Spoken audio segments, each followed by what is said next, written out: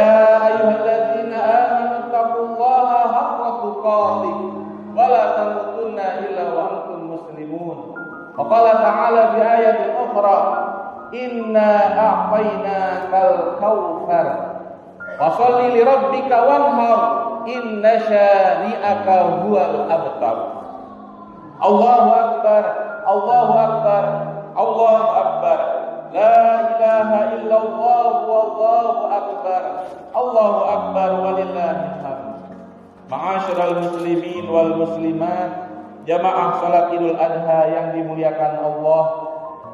Di awal khutbah hari raya Idul Adha ini, marilah kita tundukkan hati, lafalkan rasa syukur kita kepada Allah Subhanahu wa Ta'ala yang dengan rahmatnya, yang dengan karunia-Nya masih memberikan kita kesehatan dan umur panjang untuk bisa hadir kembali melaksanakan sholat sunnah Idul Adha 1447 Hijriah di hari yang penuh sejarah, penuh dengan rasa keteladanan dan penuh pengorbanan. Sholawat dan salam tak lupa kita haturkan kepada junjungan kita, kekasih kita, Nabi kita yang mulia Nabi Muhammad sallallahu alaihi wasallam, beserta kepada seluruh keluarganya, para sahabatnya, para tabi'in-tabi'innya, dan juga seluruh pengikutnya, yang mudah-mudahan kita selaku umatnya mendapatkan syafaat di akhirat nanti. Amin, amin ya rabbal alamin. Selanjutnya di hari yang mulia ini, izinkan khatib berwasiat kepada seluruh jamaah sekalian, wabil khusus kepada diri khatib pribadi. Marilah kita tingkatkan ketakwaan kita kepada Allah Subhanahu wa Ta'ala. Takwa yang tumbuh dari hati, yang sebagaimana telah dicontohkan oleh Nabi Ibrahim alaihissalam, yang siap meninggalkan apapun demi menjalankan perintah Allah Subhanahu wa Ta'ala.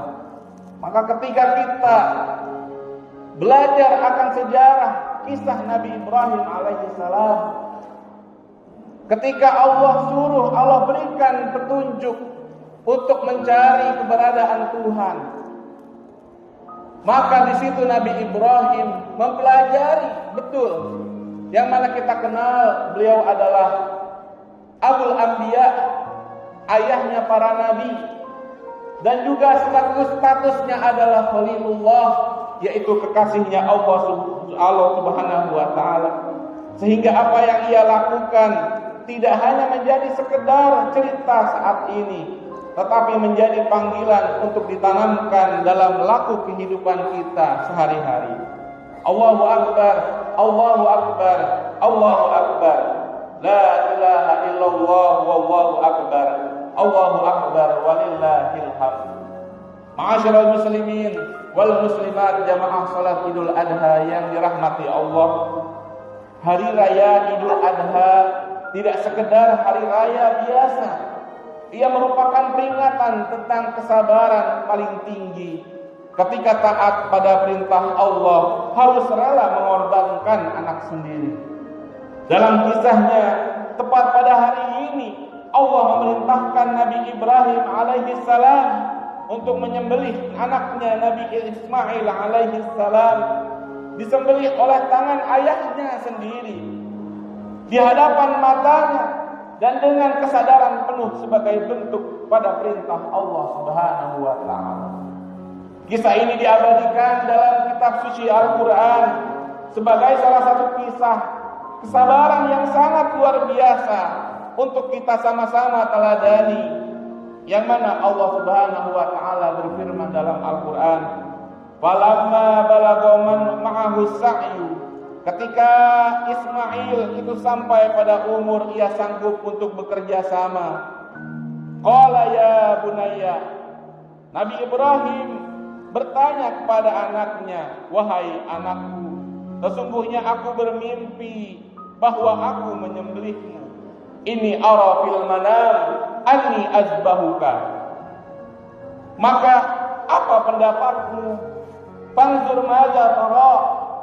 Qala, maka menjawab anaknya Nabi Ismail, "Ya abati, wahai ayahku, if'al ma tu'mar." Kerjakanlah apa yang telah disuruh. Tatajiduni, maka engkau akan mendapatkanku insyaallah minas sabirin, termasuk golongan orang-orang hamba Allah yang sabar. Maka dalam potongan kisah tersebut kita menyaksikan dua sosok yang luar biasa.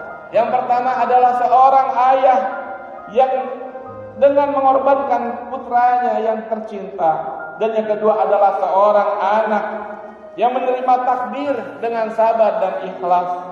Nabi Ibrahim alaihissalam tidak hanya menunjukkan ketaatan sebagai seorang hamba, tapi juga keberanian sebagai seorang ayah yang sanggup menundukkan rasa cinta dan sayangnya kepada sang anak demi patuh semata-mata kepada Allah Subhanahu wa taala.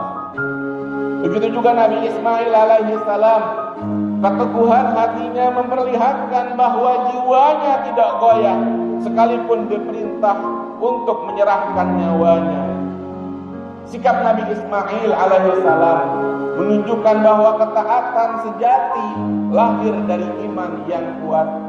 Di usia yang masih muda, beliau mampu menempatkan perintah Allah di atas segalanya. Ini menjadikan pelajaran besar bagi kita generasi muda yang saat ini hidup di tengah berbagai godaan dunia, mulai dari pergaulan bebas, pengaruh teknologi, hingga gaya hidup yang menjauhkan dari nilai-nilai agama. Ketaatan Nabi Ismail alaihissalam mengajarkan bahwa menjadi muda bukan alasan untuk lalai dari kewajiban. Justru masa muda adalah waktu yang sangat baik untuk membangun fondasi keimanan yang kokoh. Generasi muda yang taat akan tumbuh menjadi pribadi yang bertanggung jawab, berakhlak mulia, dan mampu menghadapi tantangan kehidupan dengan bijak. Selain itu, Nabi Ismail alaihissalam juga menunjukkan adab akhlak yang tinggi kepada orang tuanya. Ia tidak hanya taat kepada Allah Subhanahu wa taala, tetapi juga menghormati dan mendukung ayahnya dan menjalankan perintah Allah. Ini menjadi pengingat bahwa berbakti kepada orang tua adalah bagian penting dari ketaatan kepada Allah Subhanahu wa taala. Allahu akbar, Allahu akbar, Allahu akbar. Allahu akbar. La ilaha illallah wallahu akbar. Allahu akbar walillahil hamd. Ma'asyiral muslimin wal muslimat, jamaah salat Idul Adha yang dimuliakan Allah. Maka ketika Nabi Ibrahim alaihissalam telah membaringkan putranya dengan pisau yang telah siap di tangannya, Nabi Ismail alaihissalam di dalam sebuah tafsir dikatakan, dan ini menjadi salah satu petunjuk untuk para panitia Idul Adha pada tahun ini, bahwa sebelum proses penyembelihan Nabi Ismail dilakukan, Nabi Ismail berkata kepada ayahnya, "Wahai ayahku, perlakukanlah aku dengan baik, sehingga ketika engkau menyembelihku, aku tidak merasa sakit dan engkau tidak merasa sedih." Dan yang kedua adalah Nabi Ismail alaihissalam berpesan, "Wahai ayahku, ikatkanlah ikatan yang engkau ikatkan padaku, agar ketika aku disembelih, aku tidak merasakan sakit, dan aku tidak berontak sehingga kamu merasa iba kepadaku, sehingga engkau tidak jadi menyembelihku." Dan pesan yang ketiga Nabi Ismail alaihissalam kepada ayahnya, "Wahai ayahku, pertajamlah pisau, tajamlah senjata yang engkau jadikan untuk menyembelihku, agar ketika engkau menyembelihku, aku tidak merasakan sakit." Maka hal tiga ini menjadi fondasi utama dalam ibadah kurban kita pada saat ini. Para panitia diharapkan bisa melakukan proses-proses dan tahapan yang telah diajarkan dalam syariat agama Islam, sehingga nanti ibadah kurban kita pada tahun ini dapat diterima oleh Allah Subhanahu wa taala. Nabi Ismail, maka ketika pada saat itulah datang seruan dari Allah Subhanahu wa taala, hanyalah bahwa hal tersebut hanyalah ujian keimanan dan tidak benar-benar akan mengambil nyawa sang anak. Kemudian saat pisau itu hampir sampai di leher anaknya, Allah Subhanahu wa taala dengan kekuasaannya menggantikan Nabi Ismail alaihissalam dengan seekor hewan sembelihan yang besar, yang bagus.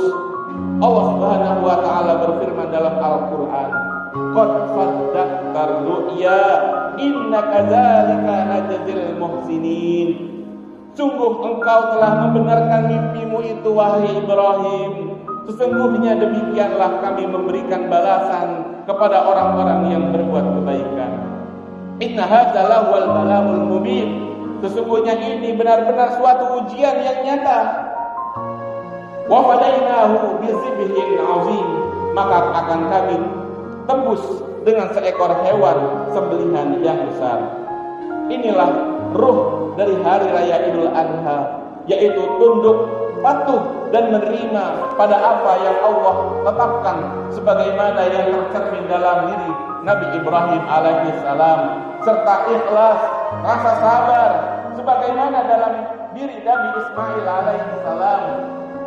Nabi Ibrahim tidak hanya semata menyembelih, tapi melepas rasa kepemilikan yang berlebihan, menyembelih ego, menyembelih rasa takut yang menghalanginya dari total patuh kepada Allah Subhanahu wa taala. Maka perlu kita kembali bahwa cinta pertama kita yang pertama adalah kepada Allah Subhanahu wa taala. Baru seterusnya kepada Nabi kita Muhammad sallallahu alaihi wasallam. Baru seterusnya kepada keluarga-keluarga yang kita cintai. Maka cinta yang dirasakan oleh Nabi Ibrahim, yang pertama bukan kepada anaknya, yang pertama bukan kepada istrinya, yang pertama bukan kepada harta kekayaannya, tapi cintanya pertama adalah kepada Allah Subhanahu wa taala. Itulah mengapa Nabi Ibrahim alaihissalam Ketika melihat bulan, ia sangka itu adalah Allah. Ketika melihat matahari, ia sangka itu adalah Allah. Dan ketika melihat bintang-bintang, ia sangka itu adalah Allah. Tapi semua makhluk ciptaan Allah tersebut ternyata tidak kekal, tidak selama-lamanya ada. Ternyata setelah itu Allah berikan hidayah dan petunjuk kepada Nabi Ibrahim bahwa Tuhan yang ia cari adalah Allah Subhanahu wa Ta'ala, pencipta seluruh alam semesta ini. Lantas, apa pelajaran yang bisa kita ambil dari kisah ini? Pelajarannya adalah apakah kita dapat menerima terhadap semua takdir dan ketentuan Allah dengan ikhlas dan percaya bahwa semua itu benar-benar yang terbaik bagi kita semua, tanpa mengeluh, tanpa marah, dan tanpa memberontak. Karena ketika Nabi Ibrahim dan Nabi Ismail alaihissalam pasrah dan menerima semuanya apa yang terjadi, Allah berikan ganti dari ujian tersebut dan tidak menjadikan Ismail sebagai kurban sembelihan. Pelajaran dan penjelasan ini sebagaimana disampaikan oleh Syekh Muhammad Mutawali Asy'arawi dalam kitabnya Tafsir wa Khawatirul Umam. Beliau menyampaikan bahwa peristiwa ini mengajarkan kepada kita bahwa jika datang suatu ketetapan dari Allah Subhanahu wa Ta'ala kepadamu, maka janganlah engkau gelisah, janganlah engkau sedih, janganlah engkau marah, janganlah engkau murka, dan janganlah engkau menolak. Karena jika engkau melakukan itu hanya akan memperpanjang masa ketetapan itu atas dirimu. Akan tetapi berserah dirilah pada ketetapan Allah Subhanahu wa Ta'ala atas takdir yang Allah berikan padamu. Niscaya ketetapan itu akan diangkat, sebab suatu ketetapan tidak akan diangkat hingga Allah ridha, Allah ikhlas yang menerimanya. Allahu Akbar, Allahu Akbar, Allahu Akbar. La ilaha illallah, wallahu akbar, Allahu Akbar, walillahil hamd. Ma'asyiral muslimin wal muslimat, jamaah salat Idul Adha yang dimuliakan Allah. Dengan demikian, maka Nabi Ibrahim alaihissalam telah mengajarkan kepada kita arti sejati dari cinta yang tidak melampaui cintanya kepada Allah Subhanahu wa Ta'ala. Nabi Ismail alaihissalam juga mengajarkan kepada kita makna kesabaran, keikhlasan, dan ridha dalam menerima takdir yang Allah berikan kepadanya.